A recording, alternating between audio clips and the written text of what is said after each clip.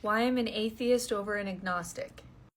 One of the things that was most damaging to my testimony when I was in theology school was actually studying what kinds of societies create what kinds of gods.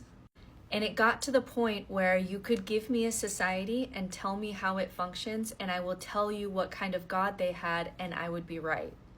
If your society was dependent on trade, you would have polytheistic tolerant gods.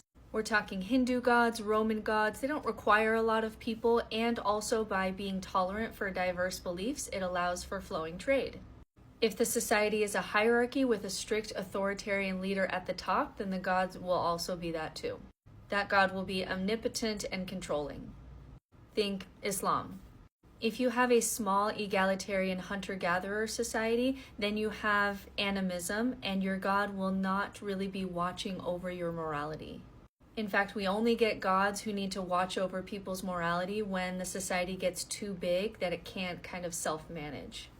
So for example, if you're a thief in a small tribe, then everybody knows that you're a thief and you pay a social cost for that. But if you're in a big society, you actually don't actually know who everybody is, and so you need God to kind of fulfill that role of I'm watching you. If you live in an environment where there is unpredictable weather and natural disasters, you're going to have some chaotic, moody gods. Think Mesopotamian gods, Aztec gods. You're also going to have a lot of rituals in these religions because you need these rituals to feel safe in a very unpredictable world. In a society where you have large-scale agriculture that actually is stable, you can get benevolent gods because you need long-term cooperation. You need empathy and things like that in order to have long-term stability. But if you are nomadic, you get punitive gods, because if you are on the run and you're just kind of going from land to land with your animals and someone comes and steals your animals, that is devastating. And so you need a god that will punish that for generations. And we can actually watch this happen in the Bible when we watch the Old Testament God turn into the New Testament God, because there are society differences that allowed that to happen. We can even look at weather. How dependent are you on agriculture? If you're very dependent on agriculture, then you need gods that are storm gods because they control the weather.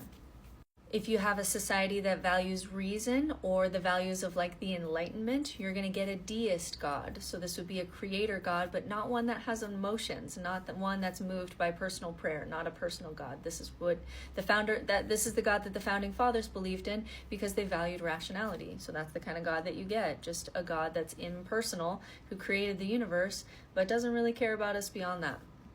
That was like a 10-hour lecture that I tried to whittle down to 3 minutes, but I even see this individually. If you talk to people about their beliefs in God as much as I do, you see that they created the exact God that they need.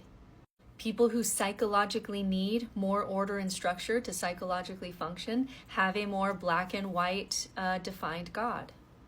People who are naturally empathetic or have compassion as a core value will have a God of love. If you needed a revolution, you created a revolutionary kind of God. The God of black churches in America is different than the God of white churches in America, because black churches definitely needed a Jesus who would come, who would make the first last and the last first. They needed that kind of revolution, so they really leaned on that kind of restorationist theology. People who cannot function in this world psychologically, knowing that good guys sometimes lose and bad guys sometimes win, need a God of ultimate justice. So I'm an atheist not because I've looked out into the universe and I know for sure that there is no God. I also don't know how to explain kind of life on Earth. It's still, fundamentally mysterious to me.